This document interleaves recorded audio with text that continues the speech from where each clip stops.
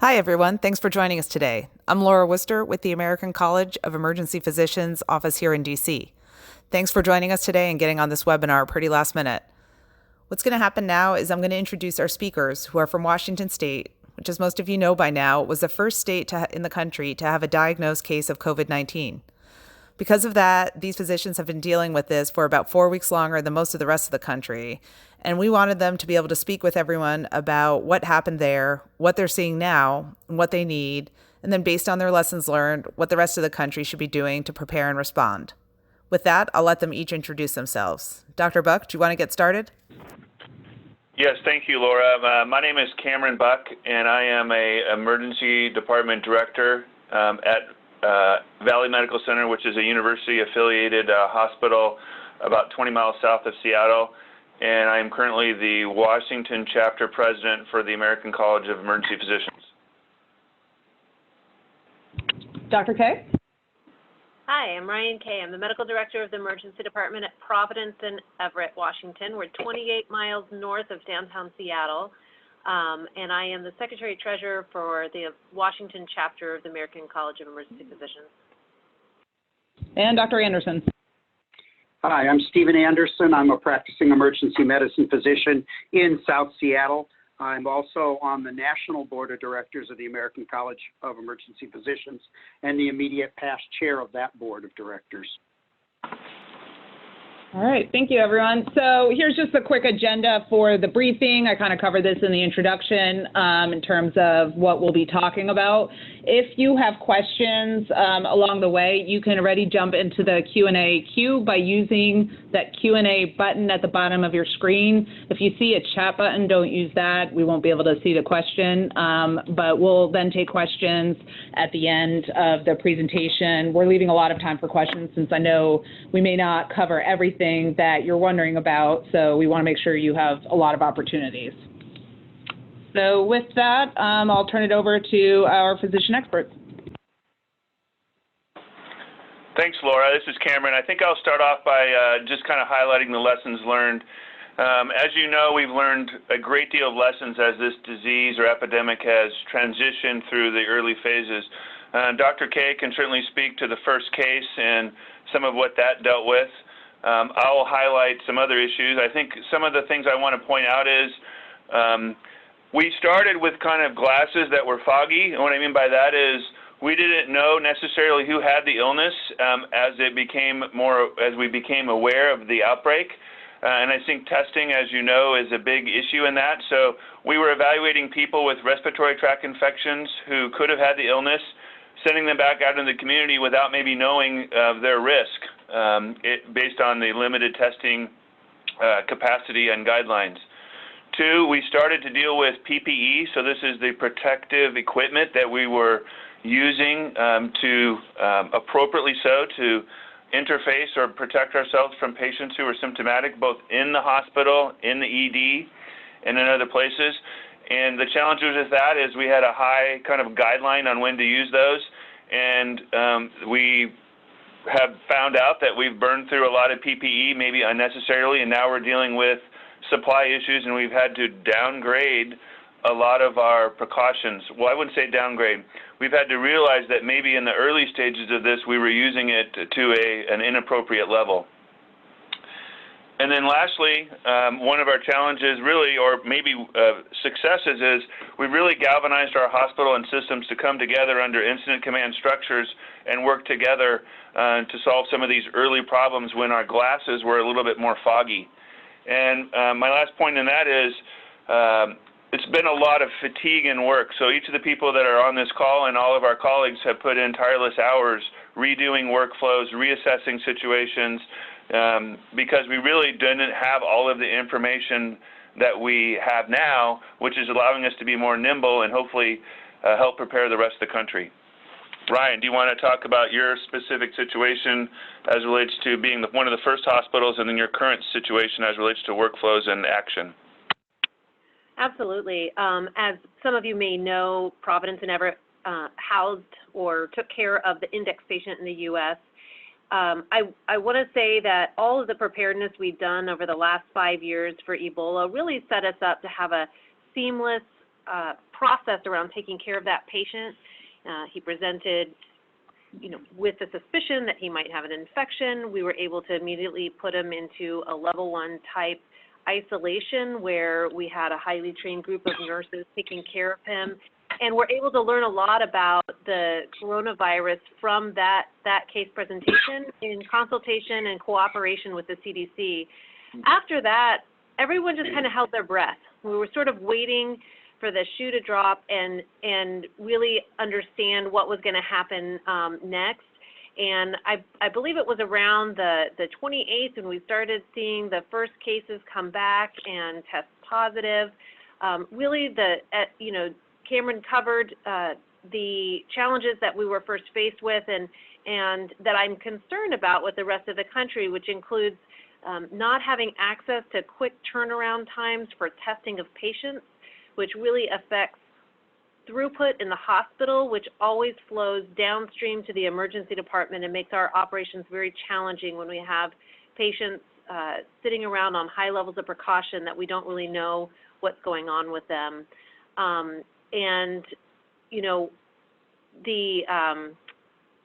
We quickly moved as a hospital system to the WHO, World Health Organization recommendations for PPE, and away from the CDC recommendations, recognizing we were going to rapidly have shortages in our personal protective equipment, as well as trying to have sort of a rational approach to these patients where we could facilitate their patient care. Difficult to take care of a patient when you have a big hood with a motor and air blowing across your face and everything, and trying to limit the number of people going in and out. And I think that things in the last 2.5 weeks or so have really come to a steady state. We went from having different algorithms 2 to 3 times a day that we'd have to push out to the organization on how we were going to screen and test and admit and discharge patients, to really having a process where everybody's on the same page. We're working across our community. We're working with our primary care clinics, with EMS, to try to address new case presentations. Steve, do you have anything to add to that? I would only say that as you walk through the timeline, we can talk about some of the stumbles we made early on when we basically only had the ability to test for people that were going into the intensive care unit, very sick, and when we were using, if you will, the whole Ebola garb that you can picture. And we've learned a lot along the way, but the real key was, in my opinion, looking at it from a regional and a national point of view, was that early on we set up commands at every hospital system. Those reported to a regional authority that have helped to distribute some of the patients from the Life Care of Kirkland, which was literally ground zero in Puget Sound. And now we're dispersing some of that information nationally. But a hallmark was getting the emergency departments coordinated with the rest of the hospital and coordinated with the Washington State Hospital Association, because early on, the big message we needed to get out strongly was, if you're worried, don't come to the emergency department. The emergency department was the place for people that were going to be determined that they were so seriously ill that they had to be admitted, because it doesn't do anybody any good to have worried people walk in where there might be coronavirus, and having people that might have coronavirus walk in and be sitting next to the elderly individual who's there with a thumb laceration. So I really think having the hospital association involved and coordinated was key. Great, Steve. That's and Ryan, thanks for that. One thing I want to make the audience aware of is, in highlighting on Steve's comments, is some of the other lessons learned, or maybe the most significant ones, are how to take care of the sick population, or what that sick population looks like, and that probably mostly came from the Kirkland Life Care experience, where you had a couple of hospitals, and particularly one hospital that was, I wouldn't say overwhelmed, but had a large number of very ill patients with high morbidity and mortality. And that hospital obviously learned a lot.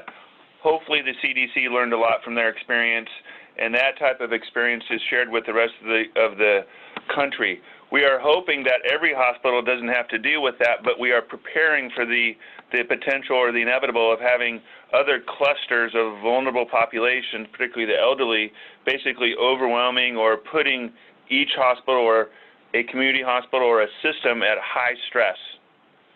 So we've learned a lot from that experience, and I think rapid learning and sharing is one of the key components of our lessons learned.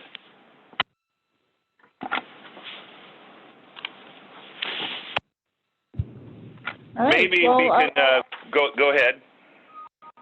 No, I was going to say, why don't we move to kind of what's happening now and some of the key aspects around that. Sure, and I'll remind the audience that it may, maybe part of the richness of our interaction and briefing here will be the Q&A, and so we may be able to detail something further as we go through this with specific questions. But as it relates to the current state, we're 3 to 4 to 5 weeks into this. We are now finding that we have finally have the ability to test. I'm telling our emergency department providers to basically test who they think they have concerns about and being more liberal. Our turnaround times are down to about 24 hours, and I know the university system and their virology lab has turnaround times that can approach 8 or 10 hours. So that's really valuable. If we had had that early, I think we would have had much more ability to gain information and implement control mechanisms, as Ryan said. So the testing is doing better. Now we have to have a plan in what we're going to do with these tests and callbacks. I can already tell you that I've called some people back with positives, and they're already through their illness. They're feeling better, which is great. And we know that some people, and the majority of people, are going to feel better. So that's a current state highlight. As it relates to surge, Ryan said that we've instead of changing these algorithms every day, we're now down to maybe every other day, or fine-tuning and revising them, and kind of focusing more on cohorting, front end, separating our respiratory tract illness and triage, and maybe out front, outside the ER. 2, separating ERs more efficiently so that we can keep the respiratory tract infection illness away from the non-respiratory tract infection illness. And then surge plans in the hospital to cohort units, floors, and ICUs and step-down units are becoming more, I think, revised and functional. Ryan, do you want to add anything more as it relates to workflows, rule in, rule out, and cohorting? I think you covered a lot of it. I think the pieces that we're dealing with right now are, now that we have the ability to test more widely, how do we funnel the otherwise well but symptomatic patients into an outpatient testing environment, and how do we test caregivers? Those are two different populations with likely two different reasonable answers. The economic impact of coronavirus is going to be significant, and when you have patients who are symptomatic with potentially endemic levels in the community, how can we clear people to go back to work and not be on quarantine? The send-out tests take 3 to 4 days. I made some comments in the chat box while Cameron was talking, and those send-out tests often are going out of state, and these are the clinic-based tests, and have a turnaround time of 3 to 4 days, and that's a significant amount of time for somebody to be quarantining from work, from their family, and for caregivers, we need a way to test them in a low-cost, sort of maybe mobile drive-through testing method, where they can get results within 8 to 24 hours and be sent back to work to prevent or to mitigate the impact on our workforce. So I wanted to just say that right now with regard to testing strategies and how we need to think forward in the rest of this country to really help mitigate both the healthcare and economic impact of this. Everything that Cameron has said in terms of ED strategies, in terms of, splitting the patients at the door, you're infectious, go left, you're not infectious, go right.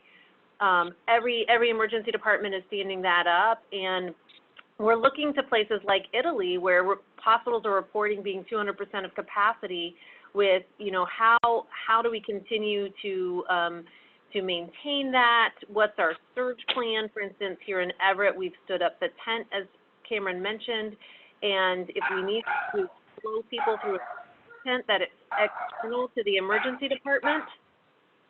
And, sorry, I lost my train of thought with the barking in the background, but so we will do that if we get a large surge. I think Laura put up the triage algorithm up there, and and how do we protect the rest of our patients who aren't sick right now? This algorithm, which is dated from March 9th, represents one facility's algorithm for how we divide patients and try to protect our patient population. And I will tell you again, these change 2 to 3 times a day in the early days of having these patients present.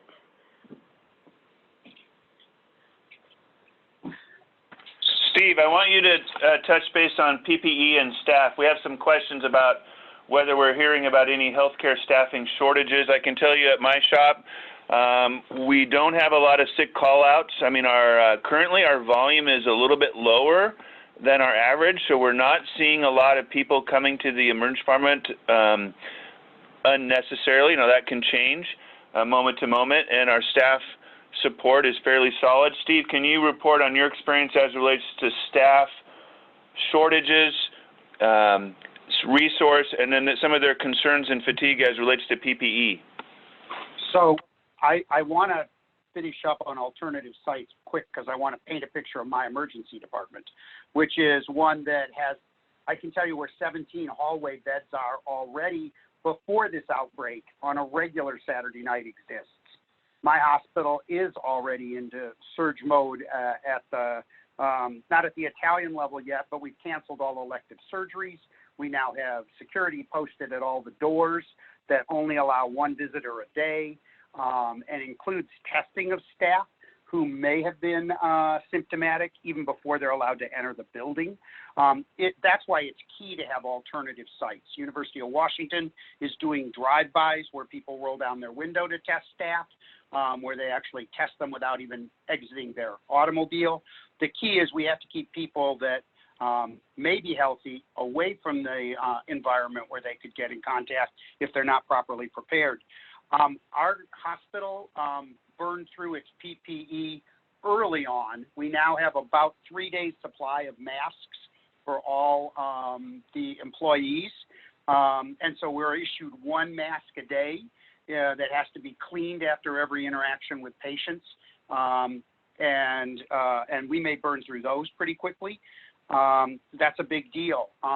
What we've gone to is we have changed our protocols at least 4 times on how people can return to work. It's no longer, did you come in contact with somebody in the emergency department? It's now, have you come in contact? Are you showing signs of symptoms?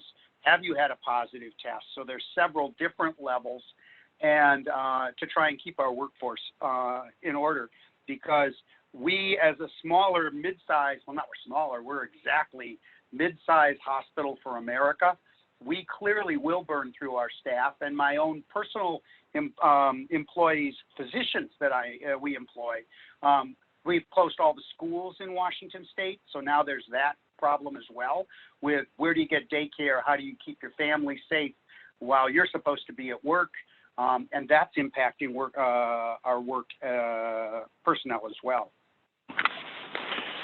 To answer one of the questions as for relates to return to work, I believe, at least at our institution, and I don't know how widespread this is, that we are following Washington DOH guidelines for return to work after a COVID-19 exposure, even for our healthcare workers. So that's 7 days after symptom onset or 72 hours of being symptom-free, whichever is longer. So we have a COVID, we were one of the first to have a COVID-19 person exposed. They've recovered, they're symptom-free, and they're going to be going back to work, because, assuming everything else is the same. And I know that will be an issue as people transition through this disease phase and re-enter the workforce in a safe manner. Maybe one of our physicians can just briefly describe what the next two diagrams are, and then we can talk about what the rest of the country should be doing to address this in their own communities. Yeah, I'd be happy to walk you through that. So this is sort of how we walk through, so patients, so you come to the front door and you say, I have a fever, and I'm going to put an or with any of these commas. We've changed this to an or because we have people who are presenting without a fever, but fever, cough, shortness of breath, maybe sore throat, so sort of your viral syndrome. You know, for those on the phone, maybe you just feel like you have a cold, but you're concerned enough that you come into the emergency department. We immediately put you on what's called droplet plus contact precautions, meaning a mask, eye shield, gown, and gloves. If you go down the left side of this diagram, if you look like your oxygen levels are okay, your work of breathing is okay, we don't think that you need admission to the hospital, most places in Western Washington now are then deciding, should I COVID test? If yes, then we send them home and say you'll be called if it's negative or positive. There are probably some people that are not testing and just discharging home with precautions. I think most of us are on that, yes, we're going to test, and that's to help understand more about community prevalences and risks and transmissions. I want to add to that, one thing we're doing up here in Everett is Providence St. Joseph Health has our telemedicine service line has immediately stood up and supported a telehealth option for discharge of high-risk patients. So what does that mean?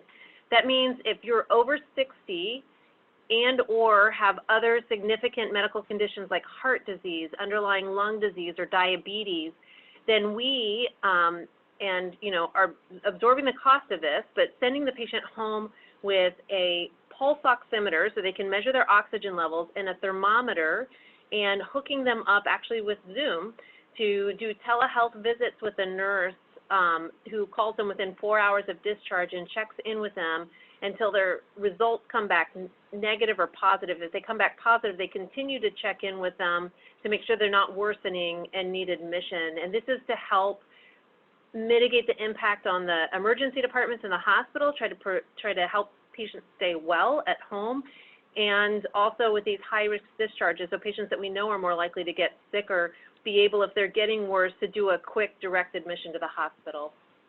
Okay, so just moving over to the right side of this diagram, if the patient is going to be hospitalized, we go ahead and test them, the COVID testing, obviously if they're negative, it's negative. If it's positive and they can go to the floor, they're not ICU patients, we sort of go down under where you say admit to acute care. There's all sorts of things that happen. If they go to the ICU, then they go on to airborne precautions, which is a much higher level of personal protection. That arm right there is really the most resource intense and what worries me about our healthcare system. What we're seeing epidemiologically, and Cameron, Steve, you guys can jump in, is that when patients come in, they've had a couple weeks of symptoms, if they're going to get sick, they get sick quickly, and they end up in respiratory distress, acute respiratory distress syndrome, hypoxic, meaning low oxygen levels, kind of failing and ending up on a ventilator pretty quickly. And I worry a bit about our staffing relating to they need one-to-one nurse to patient. They're on these PAPR hoods and require a lot of care. We can go to the next slide.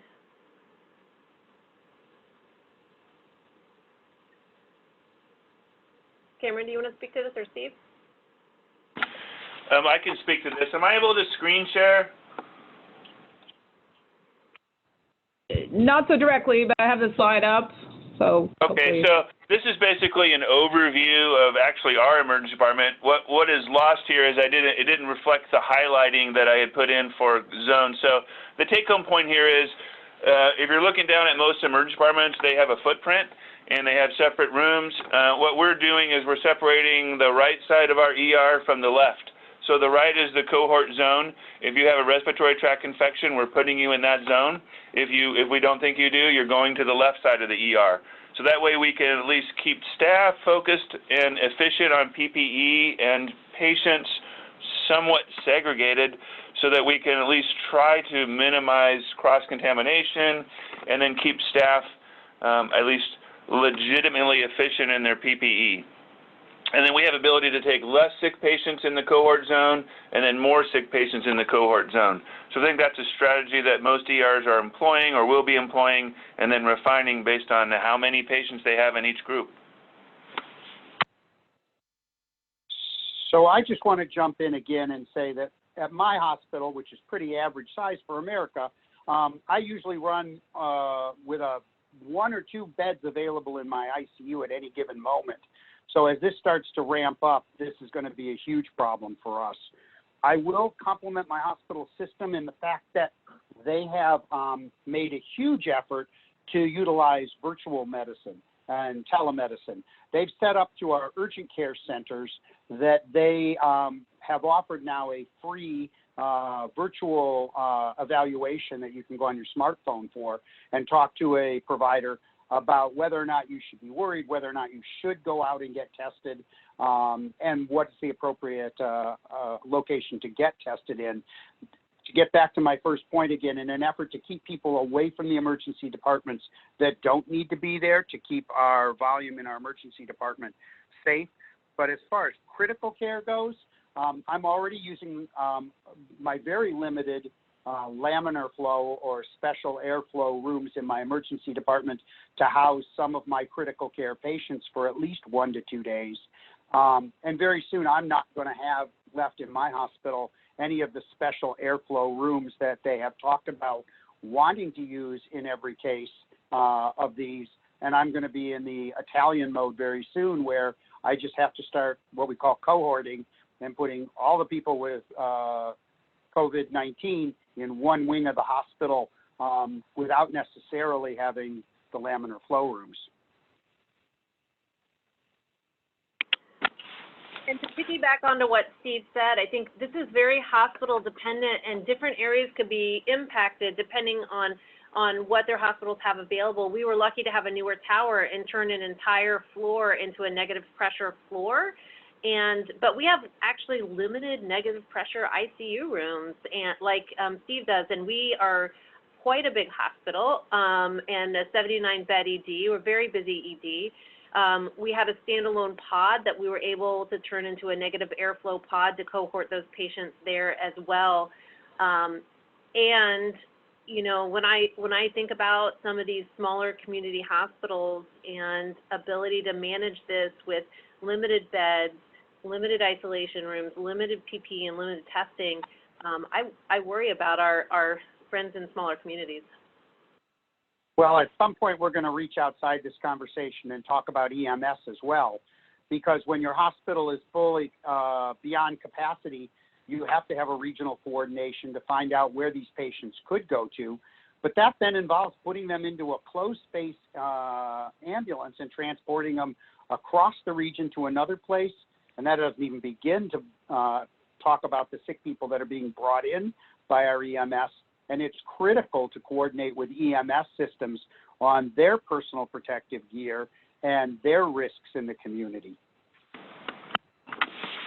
Yeah, thanks. Ryan and Steve, I want to pivot to one of the questions, and it may be out of line, but I think it's important. What suggestions do we have from a policy standpoint that we should be doing? In other words, what recommendations do you have from a policy standpoint from lessons that we've learned? Steve, your thoughts.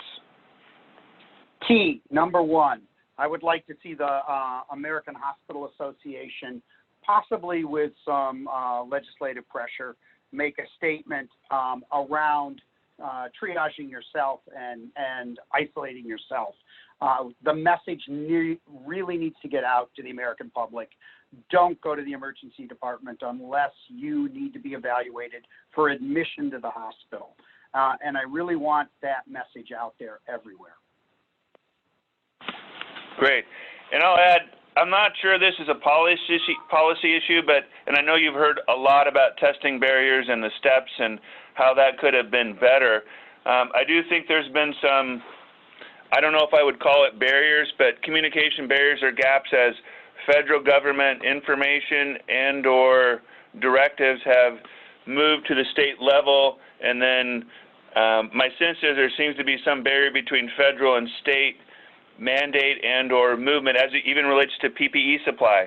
My understanding is that after the PPE was released on the ground, it was there for a while but not allocated. So my sense is making barriers less and having a federal government that's more nimble and actionable as it relates to responding to these epidemics. I'm sure we will learn a lot, but that would be a focus I would be mindful of.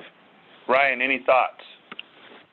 Yeah, I think an outcome that I would like to see from this is, you know, we have a lot of talk about emergency preparedness. FEMA does a great job, you know, but when these things start to unfold, it seems like everything is pretty slow in being acknowledged as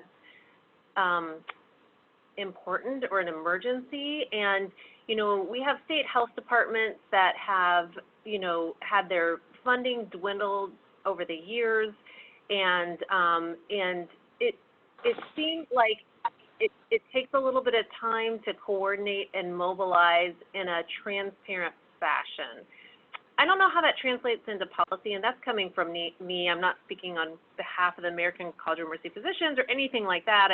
I think that what this highlighted was a need for more streamlined communication and coordination early on.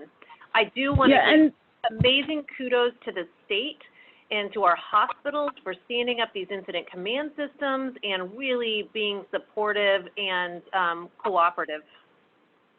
And this is Laura Worcester. I'm oversee our DC office. So from my perspective on some of the policy standpoints we should be focusing on, the physicians covered a lot of it already, including just ensuring that there's more public education on when and where to seek testing and care. Obviously making sure that we somehow address the supply and medication shortages that we're hearing so much about.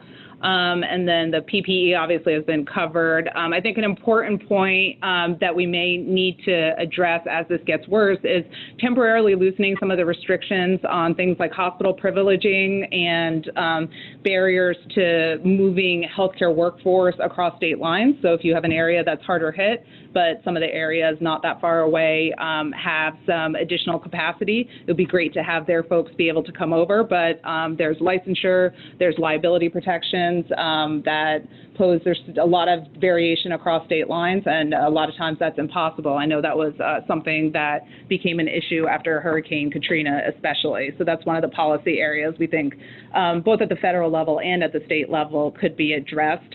Another one that we have been talking about for the last couple of weeks is to ensure full coverage of testing and diagnosis by insurers without any patient cost sharing, and that needs to include the deductible, not just the copay. The copay is only like $20 a lot of the times. The deductible can be in the thousands.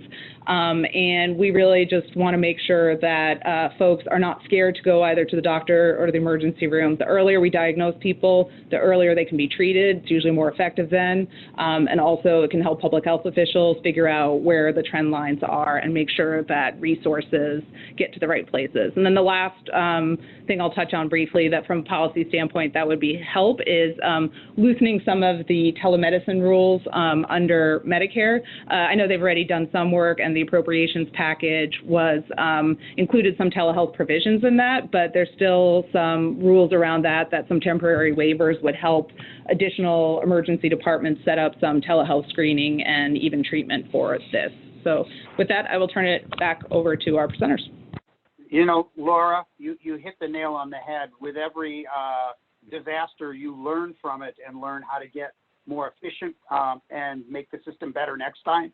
This is really the time to build out our telehealth system in America because it's going to lend itself to this very, very well. I do have a lot of concerns about these vulnerable populations, and you touched on it, Laura. In Washington and Seattle particularly, and up here in Snohomish County as well, we have a large homeless population that have a lot of medical comorbidities and are high risk for infection. And one of my physicians asked me the other day, he said, well, what's the plan if we get a patient who comes in who's symptomatic and we want to rule that patient out and they're homeless? Where are we going to send them? Are we going to send them to the shelters to infect everybody else? Is there a place we can send them? And then what happens when we're ready to start discharging people recovering in our skilled nursing facilities, because a lot of these are elderly patients, and our skilled nursing facilities and long-term care facilities are shut down, or they won't accept patients back, and how is that going to backlog the hospitals? There's a couple of issues there that I think we're going to be facing really quickly that are going to need to be answered. So Cameron, do we want to maybe take some of the questions? I know some of them were answered over text, but not all of our participants are able to see that. So I thought I'd maybe read out a few of them and that you guys can kind of start answering them. One question is, what about the media causing panic, or are we being more aware and active after H1N1 in the past? I'm going to let Steve answer that because I think he's got a good grasp on media. My sense is it's a double-edged sword, and there's some great messaging, but the volume and the cross-cutting and the constant nature of it becomes overwhelming to providers and to citizens. But Steve, can you elaborate? No, I think you hit the nail on the head. It's a double-edged sword. We need to get the message out about appropriate distances, decreasing large groups at the moment, canceling large gatherings that are going to spread this at a more rapid rate. But by the same token, people need to hear the message that, 99% of people outside the high risk group get better from this. And so we want people to do all the right things, hand washing and coughing in your elbow and all those sort of things without causing panic, because we don't want to stampede our system. Okay, another question we saw was, during incubation, does the individual test positive or only after incubation? I think my answer to that is only as good as what I read or from our ID specialists. My understanding is that there is a period of time where you are asymptomatic and start to virus shed, and then you become more symptomatic and your virus shedding goes up. The testing is most accurate when your viral shedding is the highest, and then your viral shedding goes down and you get better. And when you're infectious and when you test positive is kind of a moving target right now. When I've asked several ID specialists, I'm not even sure that we know exactly what the sensitivity of the current test is. That means, is a negative really a negative? I think we know it's good enough, but it's not perfect. So, Steve or Ryan, anything to add? Well, we're learning a lot out of Korea, where they're trying to test almost everybody, and that's where we're seeing that there are so many people that are relatively less symptomatic with this disease. But just exactly like you said, Cameron, is that early on in the phase, you're shedding actually at a fairly reasonable rate with the virus, and you may not be very symptomatic at all. And a negative test today doesn't mean that 4 days or 5 days from now, working in the nursing home where you're at, you might not be positive then. It's a moving target. Another question we have, and I know this is just a big one for everyone, we're trying to put out some material. We put out some materials on our consumer-facing website, emergencyphysicians.org, know when to go to the emergency department, but it's still a tough one for a lot of people. So we had a person ask, please clarify where and when to get tested early versus the fear of going to the emergency department to come into contact with a virus carrier. Any guidance from our physicians on that? So key to this whole thing is we need to set up alternative places to be tested at urgent care centers that are maybe specifically directed at that at the moment, and direct people to that source, particularly for back to work, for evaluation, because they're going to be around at-risk people, and that's going to take an economic incentive to do it. It's also going to tax out of the hospital systems. So we need to set up those fairly efficiently, and we need to cover and blanket the country with those sort of off-site testing areas. But I really would, I think I'm a broken record now, like to emphasize that the message has to get out to the public. Just because you're worried you might have it, you're not going to the emergency department to get tested. And to elaborate on that, this is Cameron speaking. It will be important when there's messaging and information available about when to test that gets disseminated to providers. One of the things that we're challenged with in medicine is variability, and I already have some providers in my emergency department that are probably maybe going to be testing too much, and I'm not sure if a negative is really a negative, and if that same patient comes back, are we testing them again? Are we providing the appropriate reassurance? And so it is a moving target. We have to test some to provide information and assessment and understand epidemiology and return to work. But I fear that we're going to be serially testing some, and the sooner we get guidance on that, the better. Great. Okay, and I know we have some people who are on the phone who aren't on the web interface, and I know you all might have questions, so I can only unmute all lines at once, but I'll unmute everyone, and if you want to just try and jump in with a question, go for it.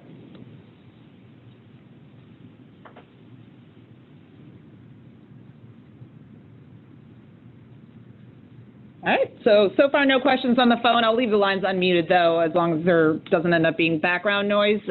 But we do have another question through the written end, and it says, please comment on Korean R&D on plasma as a treatment.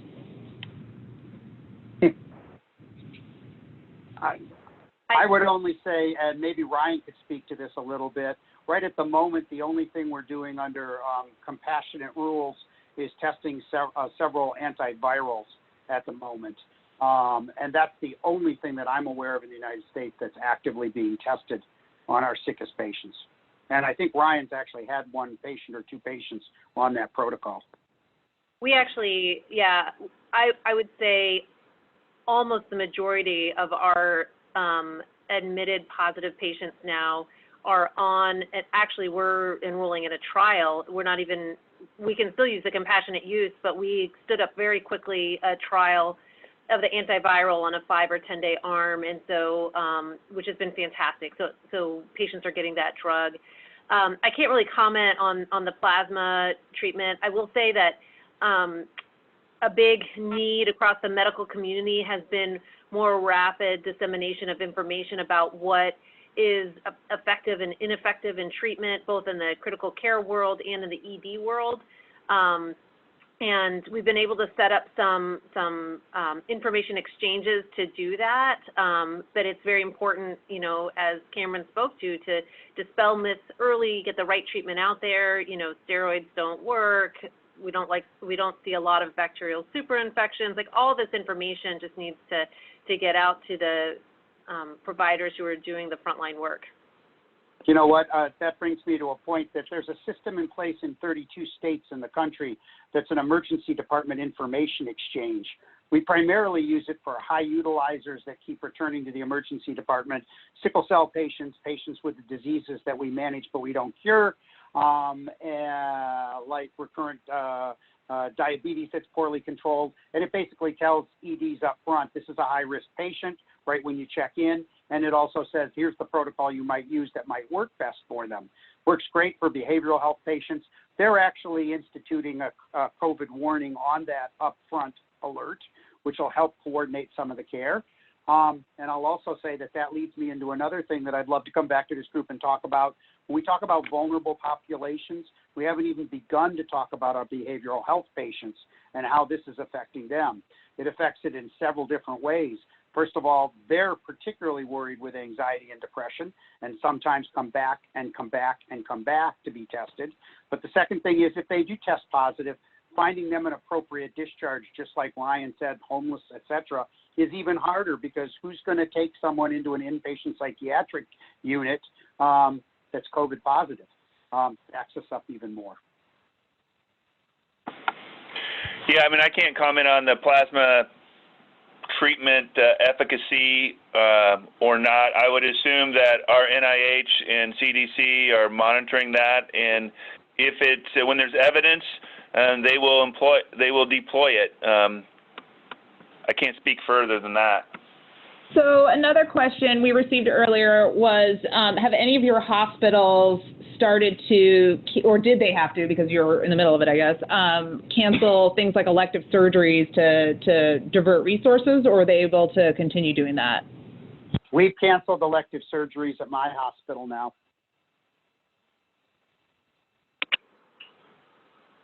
We have not yet, but we have been in the process this winter and spring of opening up more beds we were just licensed for, so we've been able to expand capacity quickly, but it has definitely been on the discussion table at our incident command. But I mean, I know this is a lot of the concern about this is economic, and that's important. I mean, I would say that our hospitals are going to take a huge economic impact on this, and I'm not talking about hospitals that are for profit per se, because ours is a nonprofit state. You know, we're all state-supported hospitals to some degree, but that's just something that each hospital is having to try to deal with on a daily basis is the economic impact to deal with this response. Great. Thank you. So we have just about 12 minutes left. I think we covered a lot of what other communities should be preparing to do, kind of wrapped up in the other sections, but maybe closing thoughts from each of you about that on what's to come?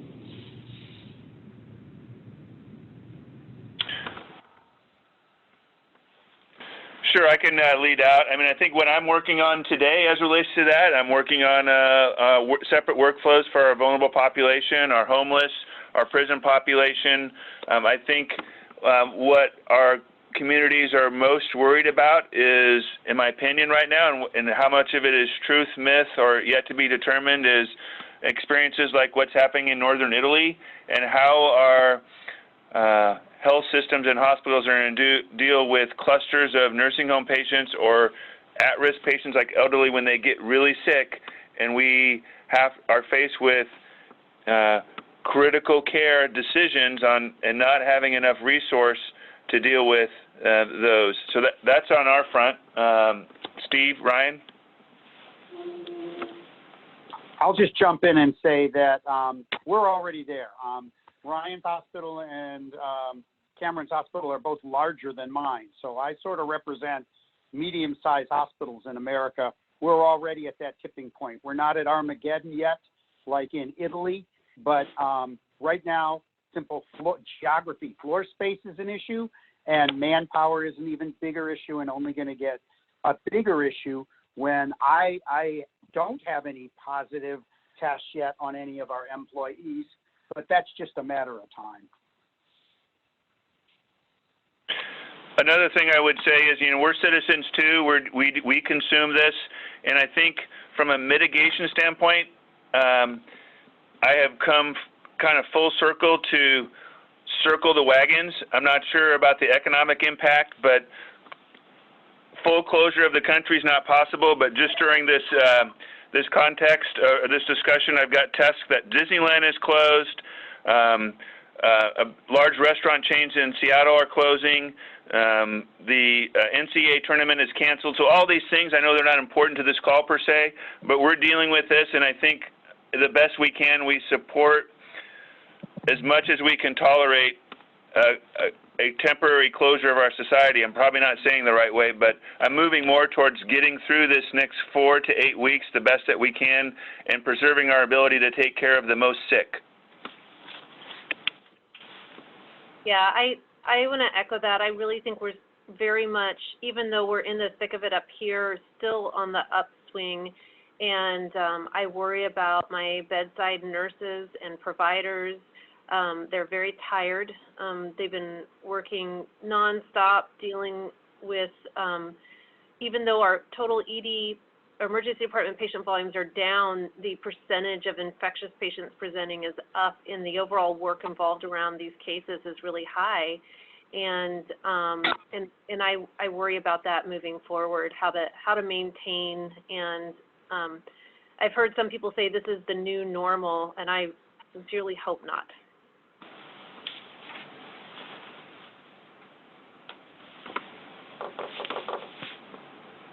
All right. Well, with that, just wanted to thank our panelists once again. Obviously, there's a lot going on in Washington State, so we really appreciate them taking their time out of their very, very busy and important schedule right now to share some of these perspectives, and we hope that'll be helpful as Congress continues, obviously, to address this issue, and all of you who have to deal with this in your communities back home and have constituents who will be impacted have some additional information. Reach out to us at any time. We want to be a resource. There's too much going on for us not to pitch in as much as possible. You can reach me at lwooster@acep.org. We also have a lot of materials online at emergencyphysicians.org/COVID-19, and you can take a look at those. We'll follow up and send everybody a link to this webinar, some of our materials over the next day or so, and we hope you found this helpful. Thank you.